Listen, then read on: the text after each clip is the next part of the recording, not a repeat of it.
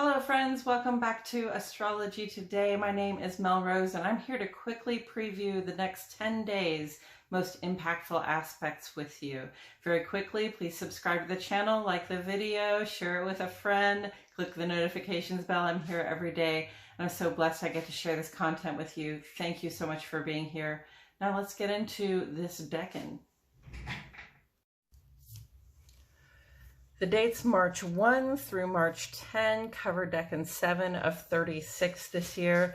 This is the second 10 days of the sun's transit in the land of Pisces.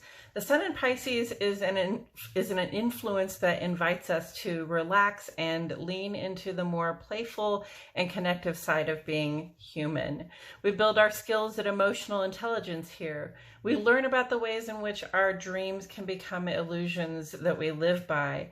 We become aware of the experiences of other people, and we notice how similar we actually are in terms of basic human needs and desires. For every decan, there is a corresponding numbered suited card from the tarot deck. This 10-day segment of the year corresponds to the 9 of Cups. Pisces is a water sign, and cups in tarot cover water element symbolism. Water element symbolism has to do with the emotions, our relationships, what we love, what we intuit, and our personal habits. The 9 of Cups often represents wish fulfillment. Recall that in the 8 of Cups, we had given to something that we didn't find fulfilling, and so we moved on in search of something that would bring us satisfaction. And with the 9 of Cups, we find ourselves in a comfortable situation. We feel emotionally stable or satisfied, and we have this sense of being able to luxuriate in the good things that have come our way.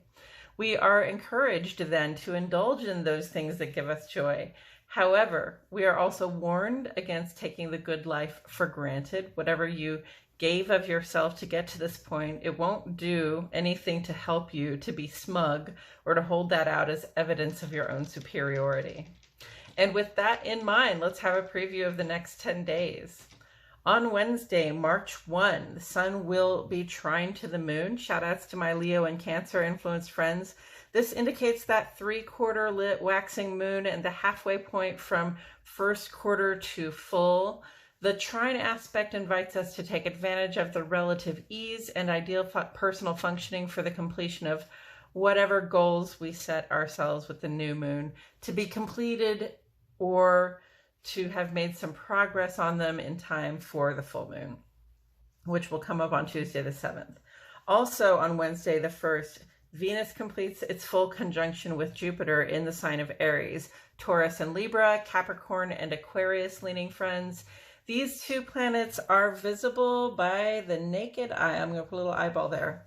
Visible by the naked eye, and in conjunction, you'll be able to see them together, appearing from our perspective to be in the same place in the western sky after the sun sets on March 1st. Venus is our personal planet that shows us how we draw in the things that we like and love. And Jupiter is the planet that connects the personal to the world at large, pushing us to go after the bigger, better things we imagine for our lives. In conjunction, they are under pressure together. Their energies are enhanced and mingled together. So this conjunction comes with predictions of love, money, joy, and in general, easy upgrades to your sense of what you can be, do, and have. It's a good time to fall in love, and it's a good time to invest in something that would represent personal or professional growth. Aries influence here adds a little more of a direct or active approach to getting what you want. And I say Aries influence because both of these planets are in Aries. Venus doesn't always want to ask, but we may find it easier at this time to do so, or simply to take actions that show what our intentions are. If you try for something you want and it falls into place with ease at this time, then take it and just give thanks. It was meant to be. The very next day, on Thursday, March 2, Mercury completes a conjunction with Saturn right before Mercury joins the Sun and Neptune in Pisces. So Gemini and Virgo, Capricorn and Aquarius influenced folks. First, I want to say that these planets are also visible to the human eye. So here in the American Midwest, they'll rise together just after 6 a.m. that day, about half an hour after the sun comes up on Thursday the 2nd. Check your local times. Mercury, the intellect, is in Aquarius, combined under pressure with Saturn, the gatekeeper. So here we are in Aquarius, combined together. Now is the time to turn our attention to those things we say we are dedicated to doing better in terms of supporting ourselves in the world. Our minds become very meticulous and interested in the list of tasks we have to complete in order to create the security we seek. And here's a warning. If you avoid the serious work that has to be attended to because of your commitments to yourself, that have to be attended to because of your commitments to yourselves and others, if you avoid that work, there will be drama and backlash. So just take it seriously, friends. This aspect is practically upon us, and its influence will begin to lighten up on us by the end of the week. Also that day, Mercury moves on into Pisces. Mercury is going to make a quick transit there about 2.5 weeks before it moves on into Aries. And this is helpful to know because Mercury is not at its very best in Pisces. It's what's referred to as a planet's fall. In this case, our straightforward senses, perceptions, and the ways of thinking can become indirect. We can hesitate to say what's on our minds. We can feel uncertain about our ability to connect if we share what we think or how we feel. This is a time when we can find ourselves worrying, like, should I tell them this? Or thinking that we're looking for the right time to express ourselves. This can lead to deception, whether we intend it or not. Furthermore, we can be prone to self-deceiving out of a tendency to either turn a blind eye, something I recently heard called painting red flags green, or simply to see things the way we would like to see them. And by the way, Saturn will also be moving into Pisces in 5 short days. We'll discuss that in just another minute. On Friday, March 3rd, here, the moon moves on into Leo, so Cancer and Leo vibes here. This is our time to shine, friends. Waxing gibbous moon in Leo. Know your value and show it. And don't forget to recognize the value that others add to your experience as well. Shine out that glory and gratitude you'd like to receive. There's nothing wrong with being your fabulously capable, generous, working hard, but making it look easy self. This transit here lasts 2.5 days, 2.5 days. Also on the 3rd, Venus commits to a full conjunction here with Chiron, again in the land of Aries. Taurus, Libra, and Virgo leading friends. We may find ourselves wanting solutions to some interpersonal problems with a friend, a family member, or a lover. Because Venus covers romance and finances, can also apply to financial investments, discrepancies in payments, or finding ways to make more money. There may be a moment of discovery here that sets us in motion. The solution will require that we take action as soon as we understand the outcome we need. And this can be a really good time to sort something out with someone you trust, though the conversation may be emotional. Next day is Saturday, March 4. The moon in Leo makes trine to 3 relatively conjunct planets today. Venus, Jupiter, and Chiron. They're all in the land of Aries. And moon's in Leo, right? So shout outs to my Cancer, Taurus, and Libra, Sagittarius, and Pisces, and Virgo friends. I think that's about half of us. So this is a very fiery, but a very easy vibe, allowing us freedom of movement and personal ease of momentum when it comes to these problems we're tackling and the upgrades we seek. Remember, Moon in Leo is a time when we show the world what we have to give, show the pride we take in doing our thing well, and show our loyalty and appreciation for those who rely on us.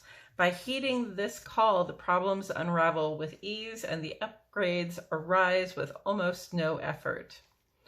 On the next day, which is Sunday, March 5, the moon moves on into Virgo. This will light up our nervous system, making our senses more alive and aware. We find it easy to assess our circumstances, understand the core of a problem, and process that information to find a good solution. This transit will last 2.5 days. Also on Sunday, we'll be looking at a minor triangle shape between the moon and Chiron and Mars. Cancer, Virgo, Aries, and Scorpio influenced people. Chiron, as we now know, is essentially conjunct to Jupiter and Venus in Aries at this time. And so our yearning for healing or resolution is intensified with an active pursuit of the bigger, better things we'd like to be, do, and have. The moon's trine to Chiron here brings an opportunity to bring nurture and nourishment to our own bodies, and perhaps a break where we can reflect on the healing we've undergone. Especially when we're in hot pursuit of those bigger, better things, a pause in the shade to integrate and digest everything we have been and done so far can help us remember what we want and why we want it. Mars in Gemini is the focal point of this shape, reinforcing that fiery, active approach and encouraging communication for the sake of progress. Then we come to Monday, March 6th. The Sun here perfects a sextile to Uranus, Leo and Aquarius friends. This is a very positive vibe of exciting discoveries. We may get to meet some interesting new people. We may be invited to try something different that sounds fun. It's a good time to accept the call to adventure. It's also a good time when we may discover more about ourselves and our sense of purpose in the world. Flashes of insight can help us gain a new perspective on what we're doing and why we're doing it. And then on Tuesday, March 7, we celebrate the full moon in Virgo. This means the sun and moon are sitting opposite to one another in the sky. So there's a matter of tension and excitement between who we are in our personal experience and how we express ourselves out in the world.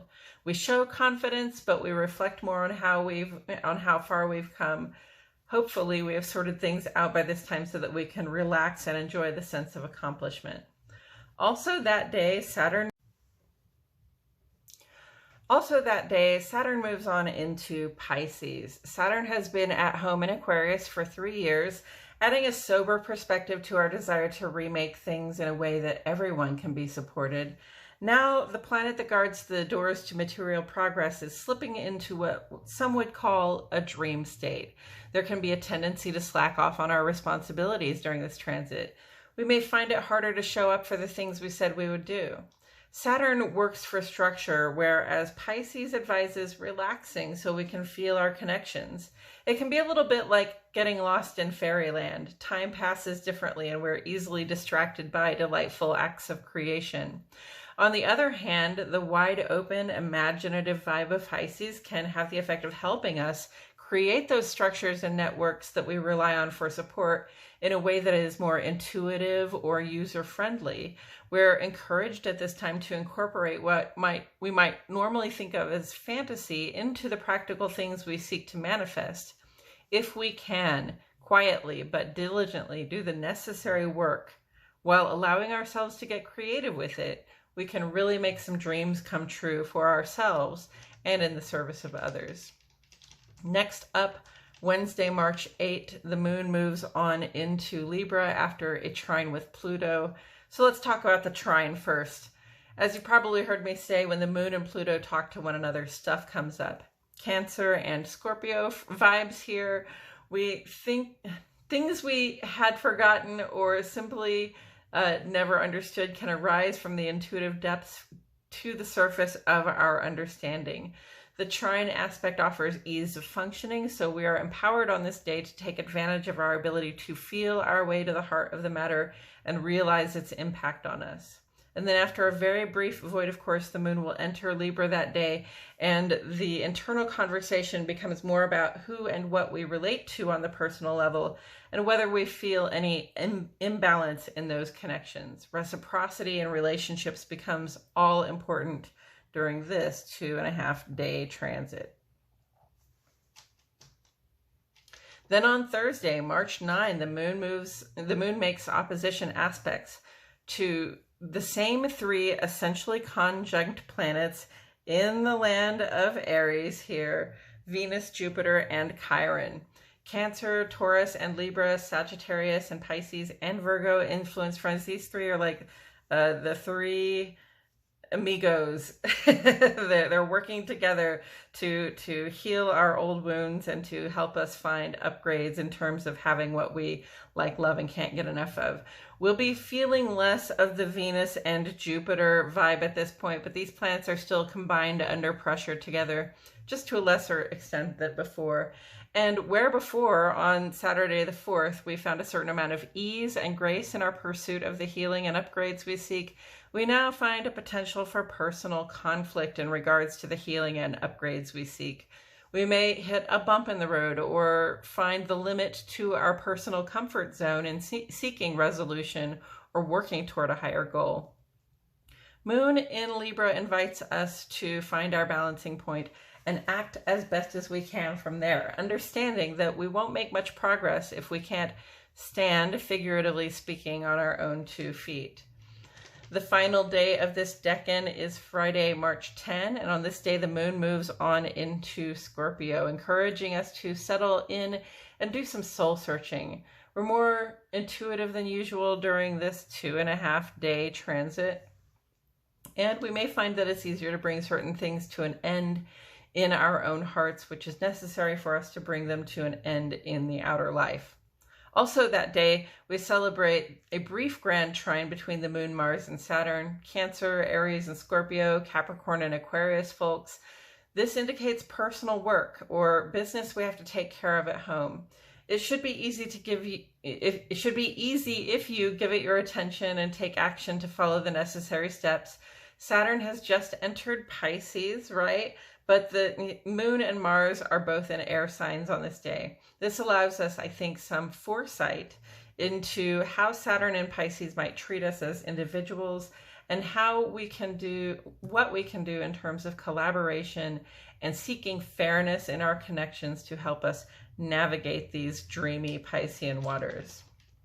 And that's it for our 7th decan, friends. Dates March 1 through March 10. We'll get to feel the intensity of some conjunctions, Mercury to Saturn, insisting we take some things seriously, Venus, Jupiter, and Chiron all together in helping us seek resolution and progress by the actions we take. Aside from 4 moon transits, Mercury and Saturn are both finding themselves in transition, moving on to find themselves joining the Sun and Neptune in Pisces. The Pisces vibes will be turned up by the end of this decan, and we will be immersed in the creative and connective energy of this sign. Hopefully, the outcome of all this power and transition will include some personal comfort, a sense of emotional security, and an opportunity to luxuriate in the delights that life has to offer. Thank you so much for tuning in today, friends. Please like the video, subscribe to the channel, request notifications, and hey, share it with a friend. I post here every day, and I so enjoy sharing this content with you. My love and gratitude go out to all of you, and I will see you all back here tomorrow for more Astrology Today.